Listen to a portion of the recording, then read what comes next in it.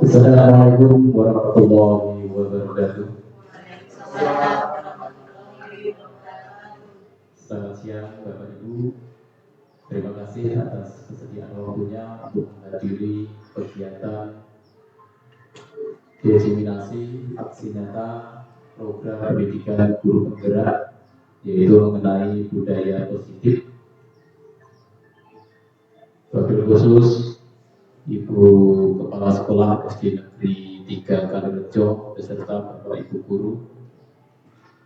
Perkenalkan, nama saya Susilo yang akan memandu kegiatan diseminasi aksi nyata pada siang hari ini. Pada diseminasi siang hari ini, yaitu akan membahas mengenai budaya positif, yaitu budaya yang menjadi keyakinan yang berdampak baik, menjadi kebiasaan yang akan dilakukan baik di suatu instansi atau di kehidupan pada umumnya. Nah, pada kegiatan budaya positif nanti akan dipaparkan oleh CGP Angkatan 10, yaitu Ibu Suriah Septa Dwi Widyastuti yang akan menjabarkan apa itu mengenai budaya positif. Nah, untuk selanjutnya mari kita dengarkan pemaparan mengenai budaya positif. Kepada beliau saya persilakan.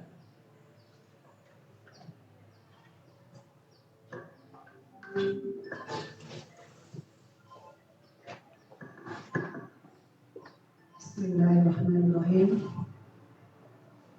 Assalamualaikum warahmatullahi wabarakatuh.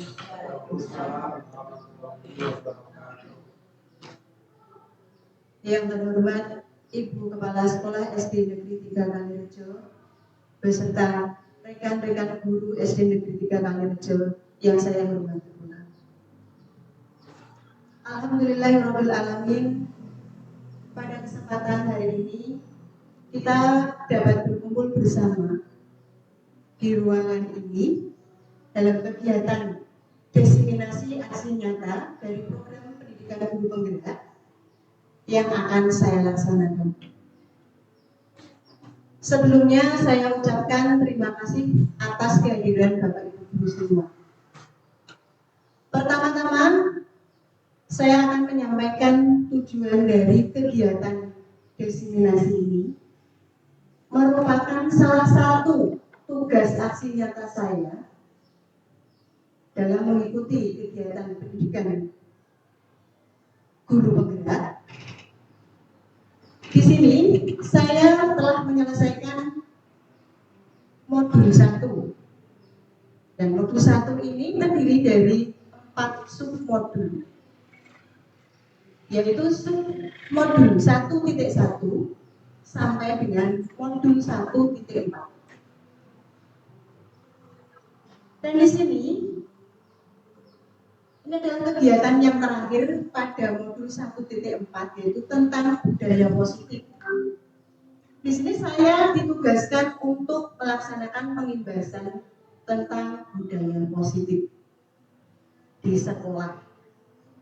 Sebelum acara inti kita laksanakan, marilah Bapak Ibu kita ice breathing sebentar supaya kita lebih refresh ya. Monggo Bapak Ibu berdiri. Permainan ice breathing kita kali ini ice breathing mangga manggis. Ice breathing mangga manggis ini dilakukan dengan 2 orang. Yang satu menjadi mangga, satu menjadi manggis. Nah,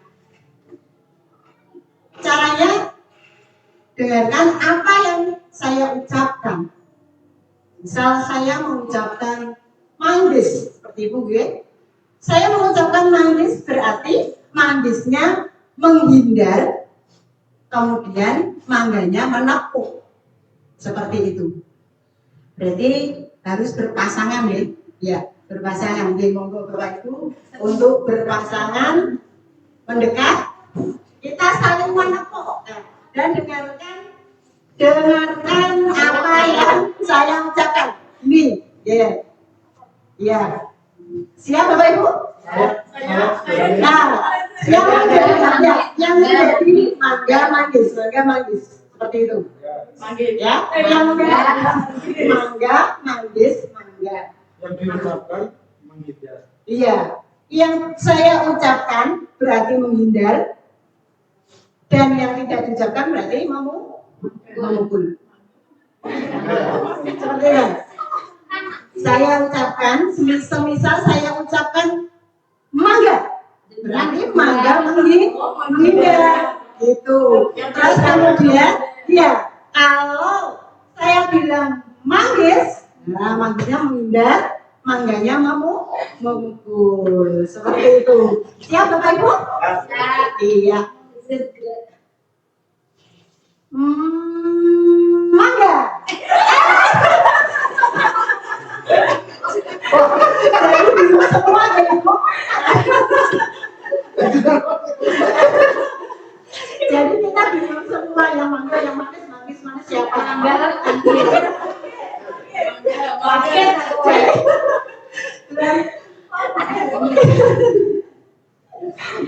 Yang penting kita lari gitu. Mangga. Mangganya tidak harus menghindar. Ya, baru 2 kali, coba lagi. Mangga. Biasanya seperti itu terus. Belum konsentrasi, biasanya belum konsentrasi. Yang mangga seharusnya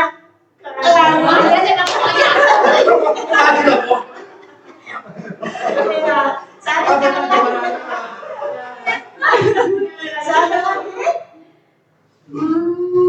Mangga. Aduh, gua konsentrasi. Mungkin ini berarti terlalu banyak. Apa ya? Ya, terima kasih atas waktunya. Silakan duduk kembali.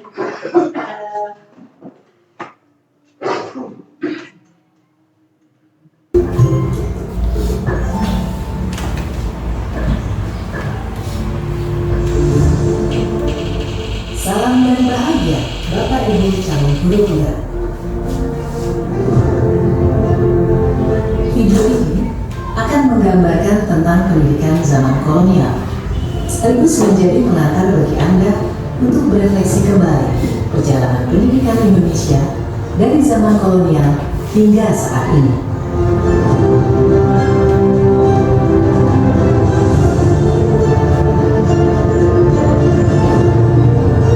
Tahukah Anda, pada tahun 1854, beberapa bupati menginisiasi pendirian sekolah-sekolah kabupaten, tetapi hanya untuk mendidik calon-calon pegawai.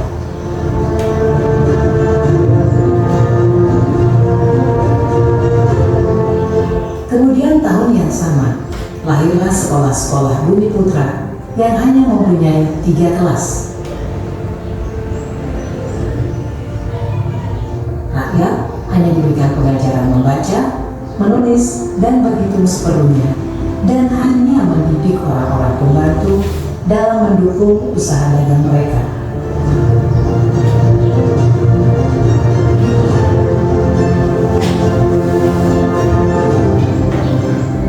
Pemerintah Hindia Belanda memberikan kelonggaran kepada para calon mobil dokter Jawa untuk mendapatkan pendidikan dan pengajaran. Namun, tahukah Anda mengapa?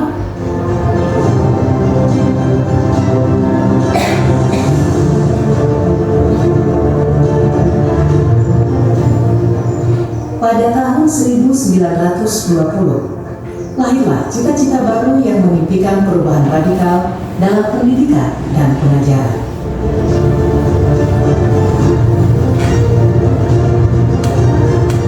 Dan pada tahun 1922, lahirlah Taman Siswa di Yogyakarta sebagai sebuah gerbang emas kemerdekaan dan kebebasan kebudayaan bangsa. mahasiswa. Ada sebagai jiwa rakyat untuk merdeka dan bebas.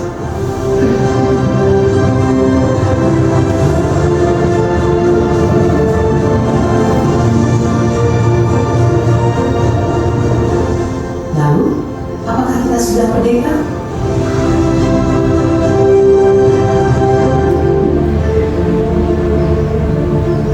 Video ini adalah pengantar menuju video kedua, Filosofi Pendidikan Ki Hajar Dewantara. Salam dan bahagia.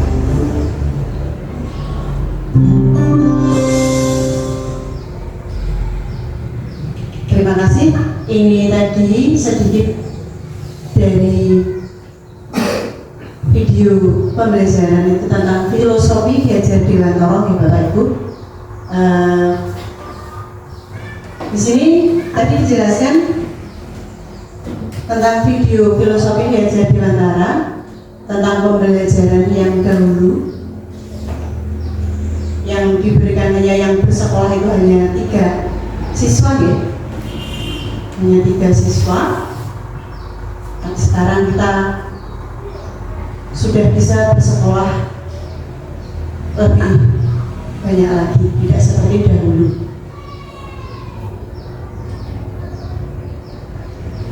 Materi selanjutnya, sekali lagi Bapak Ibu, di sini saya berdiri di sini ini bukannya mau menggurui Bapak Ibu guru semua, tapi di sini saya ingin belajar bersama Bapak Ibu guru. Di sini mungkin masih banyak Bapak Ibu guru yang lebih paham dari materi nanti yang saya sampaikan, karena di sini sudah ada Bapak Ibu guru lulusan penggerak ya, pendidikan penggerak, dan saya ini baru angkatan 10. Nah, dari angkatan yang keempat sampai tadi dari saya yang 10. Ini saya di sini saya ingin belajar bersama di Bapak Ibu. Di sini saya menjelaskan tentang pemikiran Ki Hajar Dewantara. Pemikiran Ki Hajar Dewantara bahwa pendidikan ini adalah proses manusia atau humanis, yaitu membuat manusia memiliki kebiasaan berakal budi. Dan lagi, pendidikan adalah tempat persemaian benih-benih kebudayaan dalam masyarakat. Kemudian KHD juga, Ki Hajar Dewantara menjelaskan bahwa dasar pendidikan anak berhubungan dengan kodrat alam dan kodrat zaman.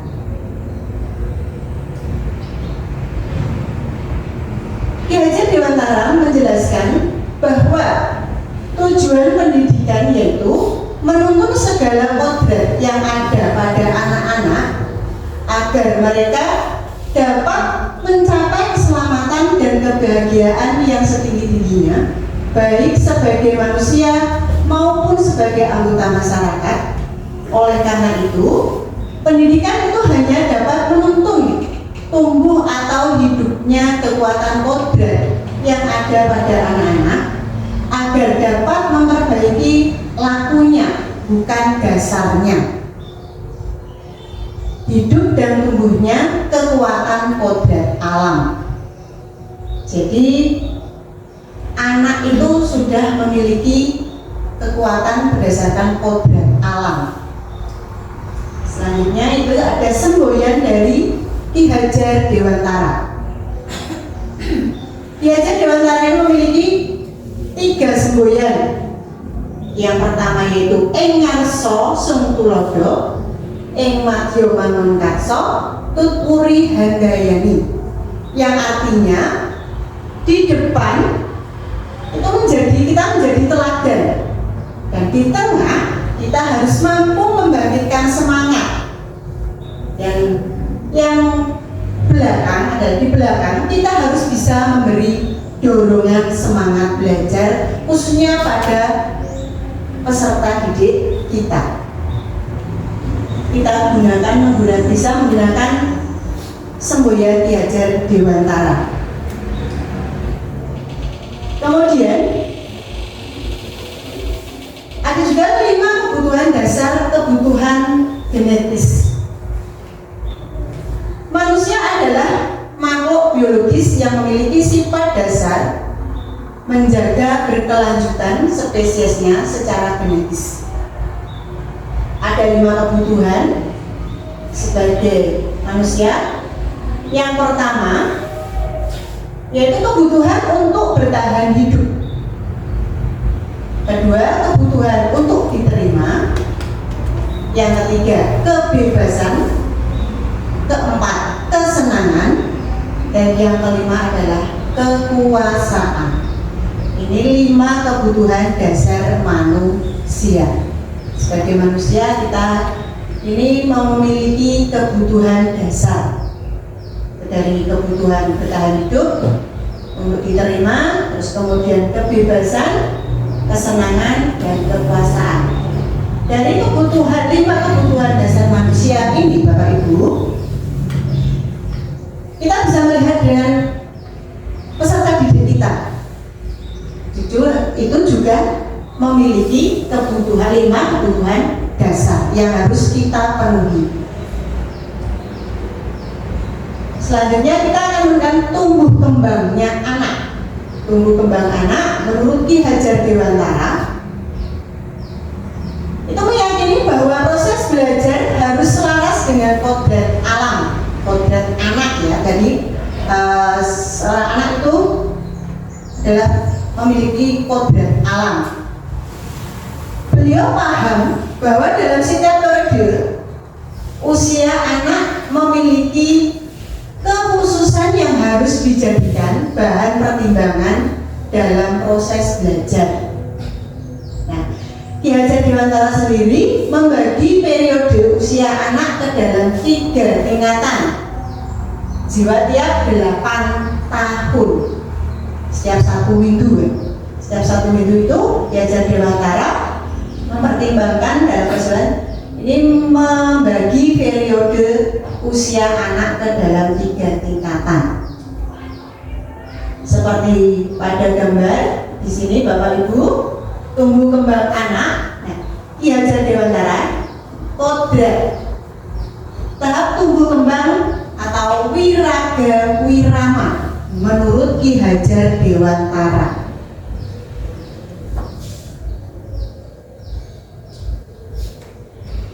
Ini usia 0 sampai dengan 4 tahun.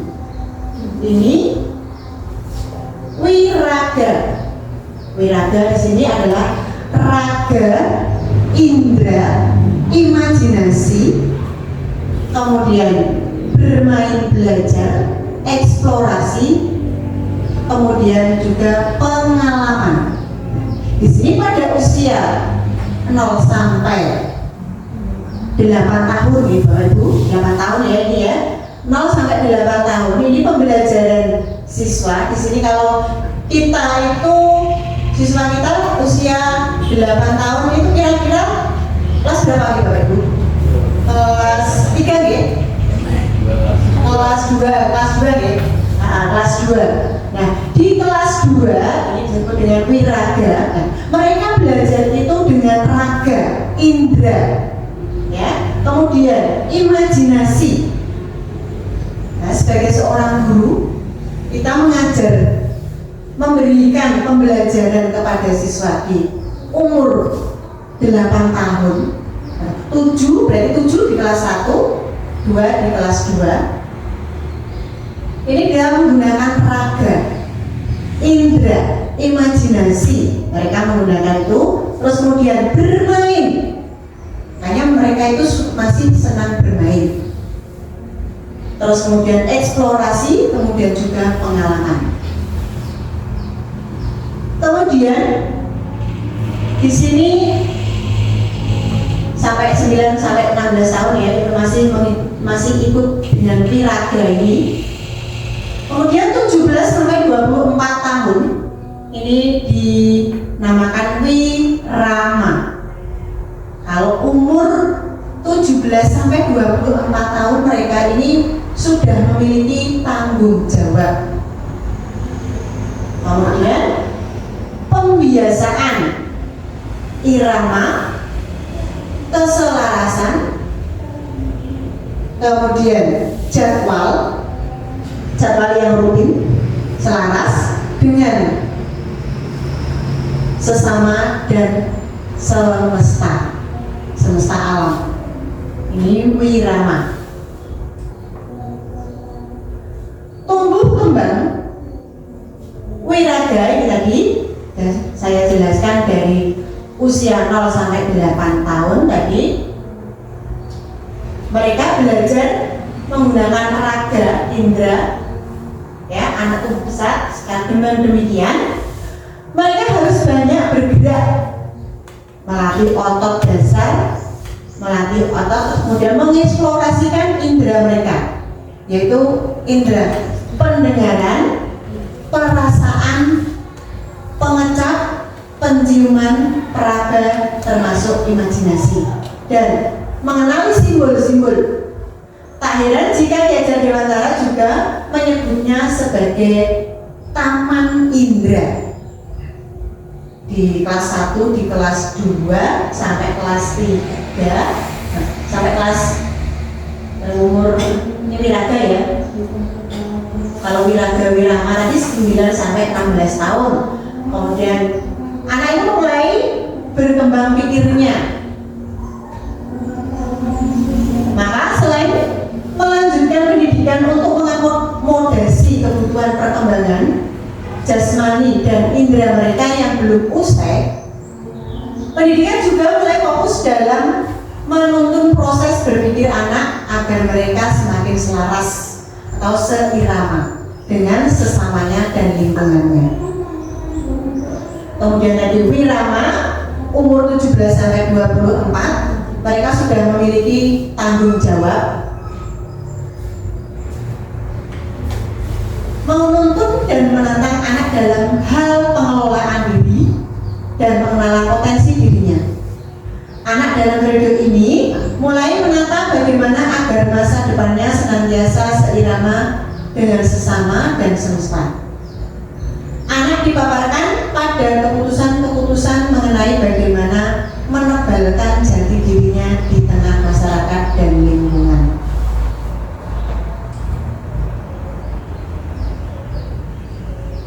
Di sini sebagai pendidik, saya sebagai guru penggerak ini saya mendapatkan pengalaman yang saya pelajari dari program pendidikan guru penggerak ini. Guru penggerak harus memiliki nilai. Ada 5 nilai guru penggerak. Yang pertama, itu berpihak pada murid. Kedua, mandiri. 3, reflektif. 4, kolaboratif. Dan yang kelima, inovatif. Ternyata kita itu sebagai pengajar, sebagai pendidik, ini harus kita miliki. Nilai-nilai ini harus kita tanamkan pada diri kita untuk memberikan pengajaran pada peserta didik kita.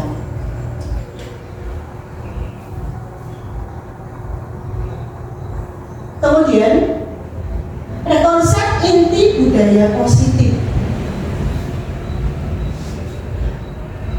termasuk perubahan paradigma, kemudian belajar disiplin positif, nilai-nilai kebajikan, kebutuhan dasar manusia, motivasi perilaku manusia, kemudian posisi kontrol, ada juga keyakinan kelas, dan yang terakhir adalah segitiga restitusi.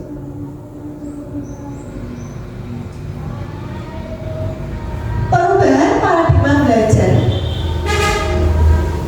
Pembelajaran paradigma itu merupakan pembelajaran yang berorientasi pada penguatan kompetensi dan pengembangan karakter yang sesuai dengan dimensi profil pelajar Pancasila. Paradigma baru pasti bahwa praktik pembelajaran yang dilakukan di sekolah benar-benar berpusat pada siswa. sebelum saya mengikuti pendidikan guru penggerak, ini memang saya rasakan sendiri Bapak Ibu, dalam mengajar ini saya ini belum berpusat pada peserta didik. Sebetulnya kita itu harus kalau memberikan pembelajaran itu harus berpusat pada peserta didik. Biasanya kita itu, ya dulu saya sebelum mendapatkan pengalaman ini fokus dengan guru, di anak-anak berfokus dengan gurunya, tidak mementingkan peserta didiknya, tidak mementingkan muridnya. Nah, dari filosofi Gajah Dewantara kita itu pembelajaran kita harus berpusat pada peserta didik atau student center learning, yang mana setiap siswa dipastikan melakukan kegiatan belajar yang sesuai dengan kebutuhan dan tahap perkembangannya. Jadi kita harus benar-benar paham, memahami peserta didik kita.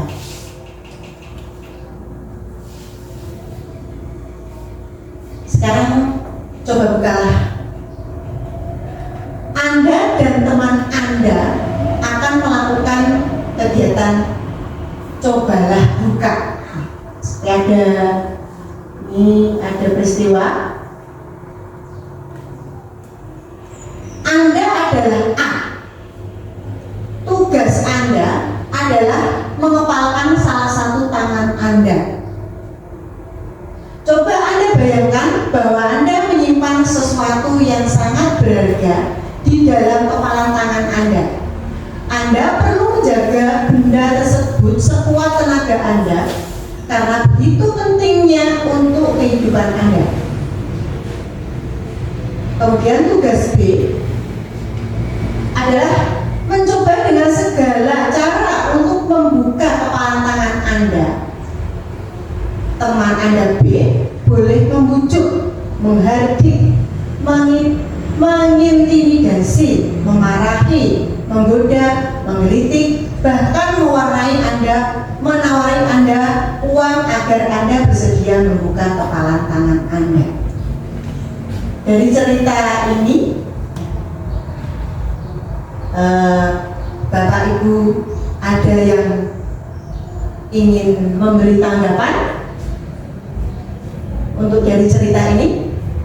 Pak Sus, bagaimana? Oke, monggo. Terima kasih Bu Lia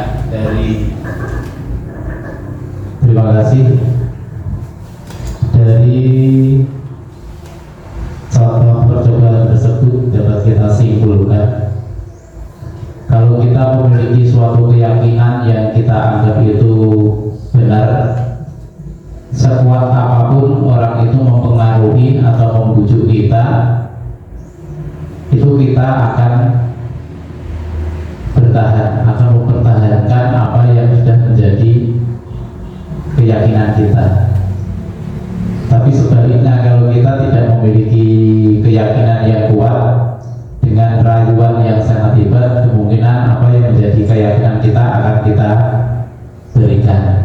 Itu diibaratkan dengan benda yang kita pegang, diminta oleh seseorang, baik itu secara halus atau bahkan secara kasar, itu tidak akan diberikan kalau orang itu memiliki keyakinan dengan benda yang dimilikinya tersebut. Sebaliknya, kalau benda yang kita pegang itu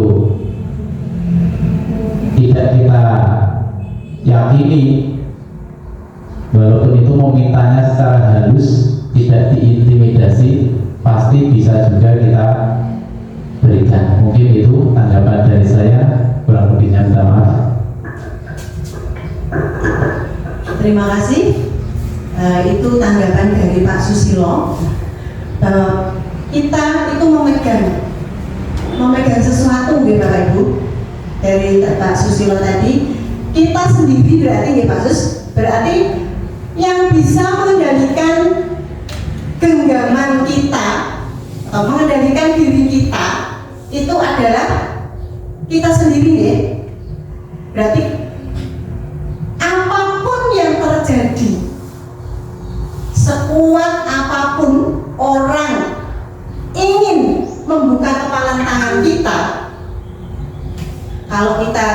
seperti yang diutarakan Pak Susilo, kalau kita masih selalu memiliki kekuatan, selalu berusaha, jadi teman kita tidak akan bisa membuka genggaman kita. Intinya di sini ada percobaan coba bukalah ini yang menjadi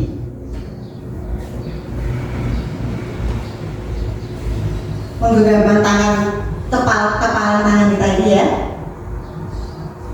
diri kita lah yang mengendalikan.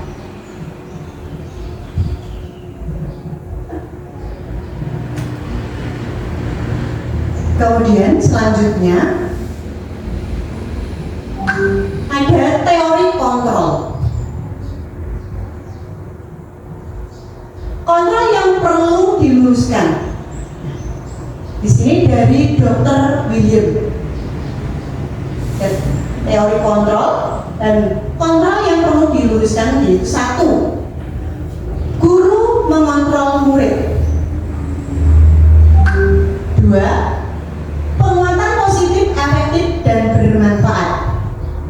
3. Kritikan dapat membuat orang merasa bersalah, dapat menguatkan karakter.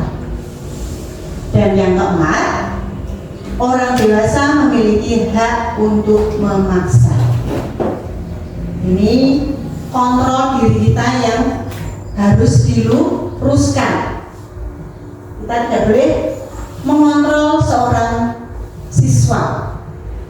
Kita harus memberikan kebebasan, bukan berarti kebebasan mereka sesuka hatinya, seperti yang diajarkan filosofi Gajah Dewantara. Kita tidak boleh memaksakan kepada peserta didik.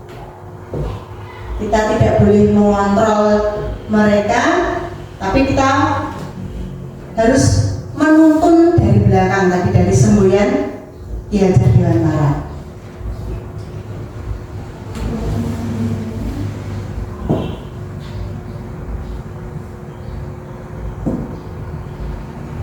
Kemudian dari teori kontrol dan bisa mengubah paradigma stimulus respon ke pendekatan teori kontrol. Di sini ada 2. Stimulus respon bersilang dunia, kemudian teori kontrol tentang dunia. Realitas kebutuhan kita itu sama realitasnya. Kalau di teori kontrol, realitas kebutuhan kita berbeda. Kemudian semua orang melihat hal yang sama. Dari stimulus, kemudian dari teori kontrol, setiap orang memiliki gambaran berbeda. Yang ketiga, kita mencoba mengubah orang agar berpandangan sama dengan kita. Dari stimulusnya, dari teori kontrol, kita berusaha memahami pandangan orang lain tentang dunia. Selanjutnya, dari perilaku buruk dilihat sebagai suatu kesalahan. Tapi di teori kontrol, semua perilaku memiliki tujuan. Orang lain bisa mengontrol saya. Di teori kontrol, hanya Anda yang bisa mengontrol diri Anda. Seperti permainan yang sudah Bapak Ibu tadi saksikan, permainan cobalah buka genggaman tangan, berarti hanya diri kita lah yang bisa mengontrol, tidak orang lain. Kemudian saya bisa mengambil orang lain, mengontrol ya. Saya bisa mengontrol orang lain. Anda tidak bisa mengontrol orang lain.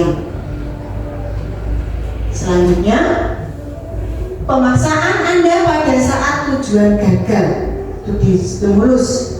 Teori kontrolnya kolaborasi dan konsensus konsensus menciptakan pilihan-pilihan baru. Kemudian model belajar memang model belajar menang ya, model berpikir menang atau kalah. Kalau di teori kontrolnya ini model berpikir menang-menang. Ini di paradigma stimulus respon ke pendekatan teori kontrol.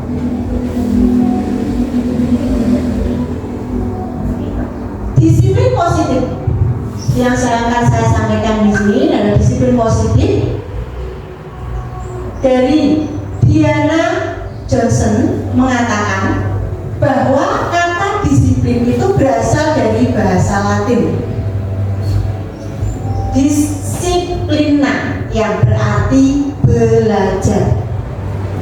Kata disiplina juga berasal dari akar kata yang sama, yaitu disiplin yang berarti murid atau pengikut.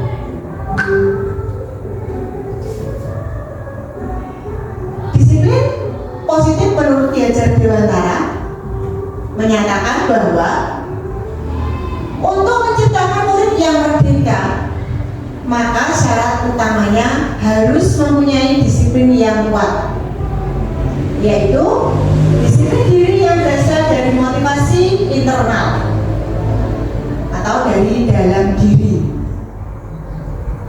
Jika tidak mempunyai motivasi internal, maka diperlukan motivasi eksternal atau dari orang lain untuk mendisiplinkan diri kita. Disiplin positif ya seperti yang kita laksanakan setiap hari ya, disiplin positif yang harus kita terapkan tadi disiplin waktu ya. Itu tadi disiplin waktu, contoh yang di sekolah kita harus mementingkan waktu. Kemudian disiplin positif ini juga memiliki tujuan. Tujuannya Bapak Ibu, di sini tujuan dari disiplin positif adalah untuk menanamkan motivasi kepada semua siswa kita agar mereka menjadi orang yang mereka inginkan dan menghargai diri sendiri dengan nilai-nilai yang mereka percaya. Kita harus tanamkan sebelum kita tanamkan kepada murid atau pada siswa kita juga bisa harus memberikan teladan. Kemudian selanjutnya selain disiplin positif ada juga namanya nilai-nilai kebajikan universal. Nilai-nilai kebajikan ada sifat-sifat positif manusia yang merupakan tujuan mulia yang ingin dicapai setiap individu. Nilai-nilai tersebut bersifat universal dan lintas bahasa, suku, bangsa, agama maupun latar belakang. Setiap perilaku atau perbuatan memiliki satu tujuan. Ini pemahaman dari Dr. William pada teori kontrol tahun 1984 tentang nilai-nilai kebajikan universal. Dengan mengaitkan nilai-nilai kebajikan yang diyakini seseorang, maka motivasi intrinsiknya akan terbangun. Motivasi intrinsik itu yang keluar dari diri sendiri. Kita harus memiliki motivasi sendiri. Kalau biasanya kamu mempunyai motivasi sendiri itu pasti akan kekal dibanding menerima motivasi dari luar atau orang lain eksternal, sehingga menggerakkan motivasi dari dalam untuk dapat mencapai tujuan mulia yang diinginkan. Nilai-nilai kebajikan yang ingin dicapai Indonesia kita kenal dengan profil pelajar Pancasila. Jadi kita kembali ke kebutuhan dasar manusia. Tadi kebutuhan dasar manusia itu ada terdiri dari 5, yaitu kebutuhan dasar manusia merupakan unsur-unsur yang dibutuhkan oleh manusia untuk mempertahankan keseimbangan fisiologi maupun psikologi yang tentunya bertujuan untuk mempertahankan kehidupan dan kesehatan, sehingga manusia akan berusaha memenuhi kebutuhannya agar hidupnya berjalan optimal. Ini tadi ya, dan materi yang dari depan tadi kebutuhan dasar manusia ada 5. Ini juga merupakan unsur-unsur yang dibutuhkan oleh manusia. Itu yang artinya untuk mempertahankan keseimbangan fisiologi maupun psikologis. Ini tadi kelima kebutuhan dasar manusia ada 5 tadi ya. Bertahan untuk hidup, kasih sayang, kemudian kebutuhan penguasaan, kebebasan, dan kesenangan.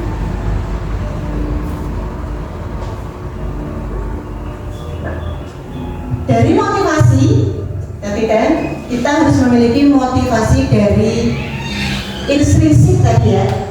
Intrinsik itu motivasi yang berasal dari diri kita sendiri. Motivasi perilaku manusia. Di sini ada 3. Yang pertama, untuk menghindari ketidaknyamanan atau hukuman. Biasanya itu, ya, kita menghindari ketidaknyamanan atau hukuman supaya kita tidak mendapat hukuman. Nah, dari motivasi dari luar, dari orang lain. Jadi kita ininya hanya untuk mencari kenyamanan atau supaya kita tidak dihukum. Terus kemudian yang kedua, untuk mendapatkan imbalan atau penghargaan dari orang lain. Itu juga eksternal.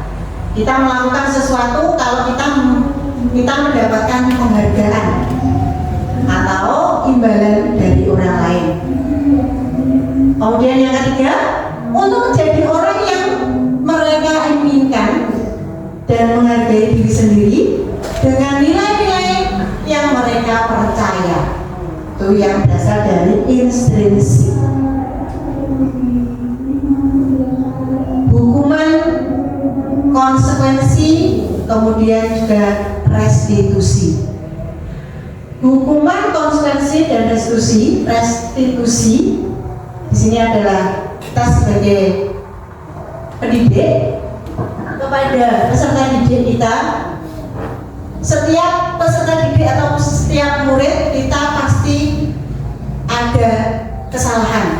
Mereka pasti membuat kesalahan. Nah, kita sebagai pendidik, sebagai guru, kita harus tahu posisi kita. Biasanya yang saya lakukan itu dulu-dulu ya, hukuman. Kalau siswa kita melakukan kesalahan, cepat-cepatnya kita pasti ada berikan hukuman. Meskipun hukuman itu menulis atau seperti menulis 1 lembar buku, ternyata itu tidak boleh, Bapak Ibu. Di sini hukuman, di sini tidak terencana atau tiba-tiba. Yang dirasakan murid, kemudian murid tidak tahu apa yang akan terjadi. Dihukum, tidak ada, misalkan kita hukum lari di lapangan 10 kali, mereka tidak tahu apa yang terjadi nantinya setelah mendapatkan hukuman. Kemudian yang ketiga bersifat satu arah, dan yang keempat berupa hukuman fisik atau atau psikis. Kemudian kalau konsekuensi, biasanya kalau konsekuensi itu terencana, disepakati sesuai peraturan. Kemudian 2, murid tetap dibuat tidak nyaman. 3, sikap guru selaku monitor murid. Di sini konsekuensinya jika murid melakukan kesalahan harus melakukan konsekuensinya apa? Yang kita buat kesepakatan kelas seperti itu. Kemudian restitusi. Restitusi ini adalah satu proses menciptakan kondisi bagi murid untuk memperbaiki kesalahan dan menyesuaikan dengan cara restitusi. 2, proses kolaboratif yang mengajarkan murid untuk mencari solusi sendiri. Jika peserta didik kita melakukan kesalahan, kita bisa menggunakan dengan restitusi, bukan hukuman. Nah, dari 5 posisi kontrol tadi, yang pertama adalah hukuman, 2, pembuat merasa bersalah, 3, teman, 4, pemantau, dan 5, manajer. Dari 5 posisi kontrol ini, Bapak Ibu, halo Bapak Ibu, ngantuk ya? Masih kalau ngantuk karena sudah siang. Oke, 5 posisi kontrol sebagai penghukum. Menurut Bapak Ibu, dari 5 posisi kontrol ini yang tepat untuk kita sebagai pendidik apa Bapak Ibu? Monggo, Bu Indah boleh menjelaskan? Saya memilih Bu Indah dan Bu Indah teman. Kalau dari Bu Asep, membuat merasa bersalah. Dari Pak Olang, pemantau. Nah, sekarang penghukum. Tadi kita sebagai pendidik, kalau murid kita melakukan kesalahan akan dihukum. Jadi ruginya pada peserta didik dihukum dengan psikis. Peserta didik tidak mengetahui apa yang akan terjadi. Kemudian pembuat merasa bersalah, itu sering yang kita lakukan. Tapi Bapak Ibu, di sini saya setelah belajar di program pendidikan guru penggerak, ya, sebaiknya kita jangan membuat merasa bersalah pada peserta didik.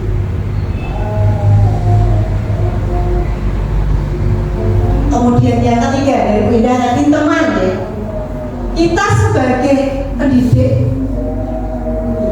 lalu memberikan sebagai teman itu juga bagus. Dari teman, sebagai teman memberikan pendidikan berdasarkan dengan teman ya, bukan murid. Terus kemudian 4 itu adalah pemantau. Kita tugasnya hanya memantau, ya. Kita tugasnya hanya memantau kesalahan peserta didik tadi. Yang kelima adalah manajer. Bapak Ibu, dari pengalaman yang saya dapatkan dari 5 posisi kontrol ini, yang paling baik kita gunakan adalah posisi kontrol manajer. Kita sebagai manajer, memanajer, menuntun seperti filosofi diajar Dewantara, ya. Kita harus sebagai manajer harus menuntun, atau semboyan dari tadi, kita harus mendorong, menuntun, tidak memberi hukuman. Seperti itu Bapak Ibu. Lanjut. Kemudian penerapan 5 posisi kontrol, yaitu penghukum tadi ini hukumannya hukuman fisik ya, verbal. Terus membuat pemerasan bersalah ini tadi. Kemudian lanjut sebagai teman, di sini berdampak positif dan negatif juga sebagai teman. Kemudian pemantau, dan yang terakhir ini adalah manajer. Ini Bapak Ibu, merupakan posisi mentor di mana guru berbuat bersama dengan murid. Nah, kita harus apa Bapak Ibu? Murid diajak menganalisis kebutuhannya, kebutuhan dirinya, kebutuhan orang lain. Lanjut, posisi kontrol restitusi. Ini ada posisi kontrol restitusi juga, segitiga restitusi. Kita kalau menyelesaikan masalah peserta didik kita menggunakan segitiga restitusi. Kemudian di kelas juga kita harus memiliki keyakinan kelas. Kita buat dengan peserta didik kita. Nih, untuk keyakinan merupakan nilai-nilai kebaikan atau prinsip yang disepakati secara universal. Orang akan lebih semangat atau tergerak. Ini sudah disepakati, bukan hukuman, tetapi restitusi tadi. Kemudian pembentukan keyakinan kelas. Nah, di sini keyakinan kelas bersifat lebih abstrak, itu Bapak Ibu. Lanjut, keyakinan kelas 1 di sini contohnya. Ini Bapak Ibu, setiap anggota kelas perlu belajar. Contoh dari keyakinan kelas 5 di sini, suatu bersikap positif. Kemudian ini kalau ini di kelas 7 adalah SMP. Lanjut, ini guru tugasnya ini adalah mengajar, mendidik, menjawab pertanyaan, memberi nilai, mengatur kelas. Kemudian lanjutnya, kalau tugas murid ini adalah belajar, mencoba, menghasilkan yang terbaik dan bertanya jika tidak paham. Guru tugasnya bukan ini. Kita tidak boleh menyakiti atau disakiti. Guru tugasnya bukan menyakiti atau disakiti, mengeluh, kemudian meluruskan untuk teman kamu. Ya, ada juga identitas gagal tentang hukuman, identitas berhasil, disiplin. Di sini disiplin atau sanksi atau konsekuensinya. Terus kemudian kita selesaikan dengan restitusi. Ini restitusi sebagai sebuah cara Bapak Ibu untuk menyelesaikan permasalahan siswa kita atau murid kita. Ciri-ciri restitusi di sini Bapak Ibu ada 9 restitusi. Nah, bukan merebus, memperbaiki, tawar, menuntun, terus mencari kebutuhan, kemudian cara yang baik, restitusi fokus pada karakter, kemudian penguatan, dan yang terakhir pembelajaran siswa. Ini segitiga restitusi Bapak Ibu. Ya, segitiga restitusi di sini yang pertama yang kita lakukan adalah validasi tindakan. Yang pertama adalah menstabilkan identitas. Kemudian yang kedua, validasi tindakan yang salah. Yang ketiga adalah menanyakan keyakinan. Ini segitiga restitusi kita gunakan untuk menyelesaikan permasalahan murid kita. Dan kemudian yang menstabilkan identitas. Ini Bapak Ibu contoh-contoh kalimatnya. Ini tidak ada manusia yang sempurna. Kita bisa menyelesaikannya seperti itu. Kalau ada siswa kita yang bersalah, itu yang menstabilkan identitas. Kemudian validasi tindakan, contohnya ini kamu boleh mempertahankan sikap itu, tapi kamu harus menambahkan sikap baru, seperti itu. Kemudian menanyakan keyakinan, contohnya apa nilai-nilai umum yang kita telah sepakati. Itu kamu mau jadi orang yang seperti apa? Perhatian coba ini contoh restitusi, penyelesaian restitusi. Di sini guru matematika dan wali kelas 8, Ibu Santi sakit sehingga tidak dapat masuk dan mengajar. Akhirnya dicarikan guru pengganti, Ibu Eni. Ibu Eni baru 2 tahun menjadi guru SMP. Beberapa murid perempuan, Vivi dan Natali, mengetahui hal ini dan mulai menggunakan kesepakatan dan bersikap seenaknya. Tertawa dan tidak mengindahkan kehadiran Ibu Eni. Ibu Eni mencoba menyapa Vivi dan Natali dengan ramah, sambil mengingatkan mereka untuk tetap fokus pada pengerjaan tugas. Ayolah, tugasnya dikerjakan. Nanti Ibu tegur Bapak Kepala Sekolah kalau kalian tidak kerjakan tugas. Tolong bantu Ibu ya. Namun Vivi dan Natali malah jadi tertawa. Ibu, santai saja Bu. Mereka tetap tidak mengerjakan tugas dan malah mengobrol. Ini termasuk permasalahan kita nih Bapak Ibu. Di sini anak yang tidak menghiraukan gurunya ya, di sini guru penggantinya. Permasalahan kita ini. Dan keesokan harinya Ibu Santi memanggil Vivi dan Natali serta menanyakan tentang laporan Bu Eni. Ibu Santi menanyakan apakah mereka bersedia melakukan perbaikan permasalahan yang ada. Vivi dan Natali sempat ragu-ragu dalam membela diri, namun pada akhirnya mengatakan akan meminta maaf. Ibu Santi menanggapi bahwa tindakan itu boleh saja dilakukan bila mereka sungguh-sungguh ingin meminta maaf. Namun Ibu Santi menanyakan kembali apa yang mereka bisa lakukan untuk menggantikan rasa tidak dihormati Ibu Santi. Baik Vivi maupun Natali mengakui bahwa perilaku mereka tidak sesuai dengan keyakinan kelas. Ibu Santi melanjutkan kembali apa yang akan mereka lakukan untuk memperbaiki masalah. Apakah ada gagasan? Cerita tadi ya.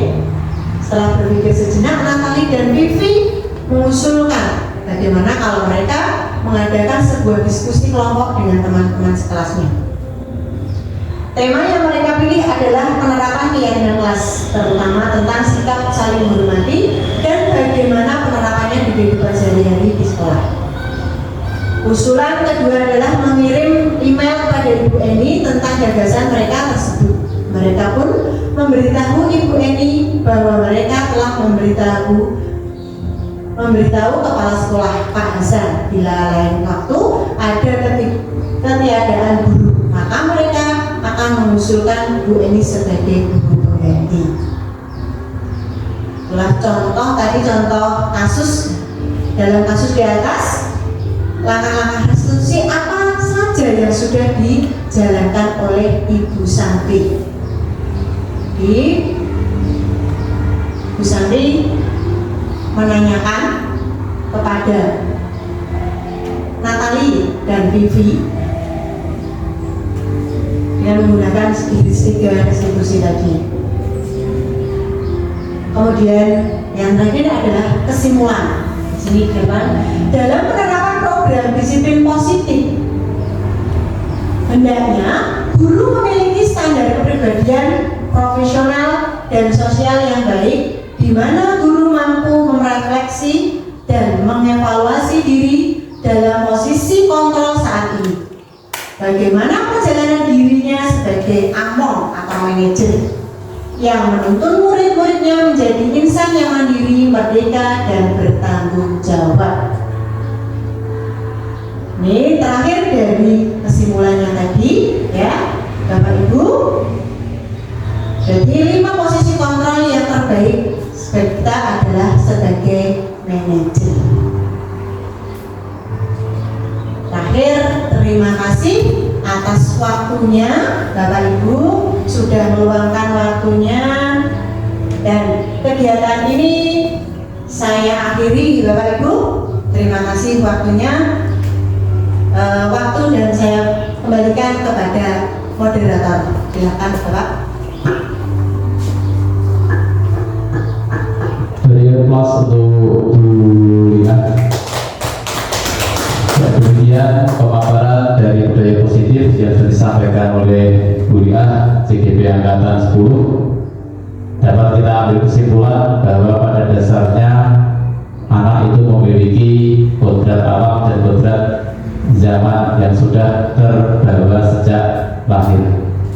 Nah, kita sebagai seorang pendidik, di mana posisi kita itu tadi disampaikan sebetulnya ada 5, tapi yang paling cocok, yang mana yang paling cocok adalah yang manajer, yaitu yang mengatur perkembangan atau membimbing menuntut perkembangan anak.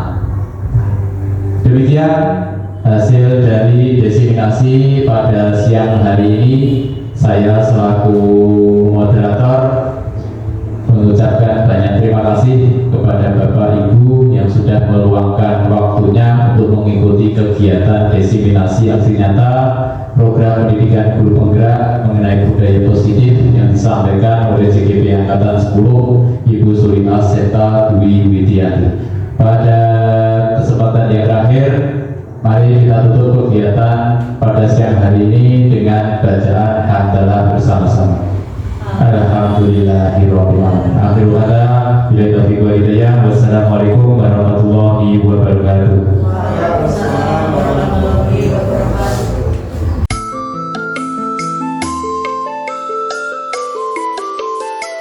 Assalamualaikum warahmatullahi wabarakatuh. Saya Asih Nur Pratiwi dari SD Negeri 3 Kalirejo. Di sini saya sebagai peserta pengimbasan diseminasi budaya positif.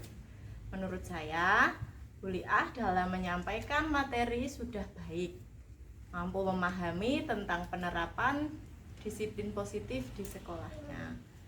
Itu dari saya. Terima kasih. Assalamualaikum warahmatullahi wabarakatuh.